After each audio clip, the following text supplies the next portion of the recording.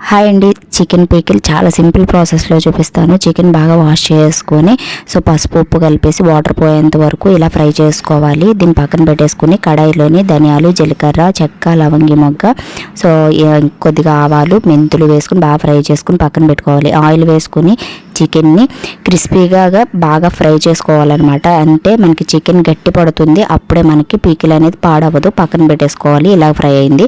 ఇందులో మనం ఫ్రెష్గా అల్లం వెల్లుల్లి పేస్ట్ ఒక 2 స్పూన్స్ ఫ్రెష్గా దంచుకుని వేసుకోవాలన్నమాట.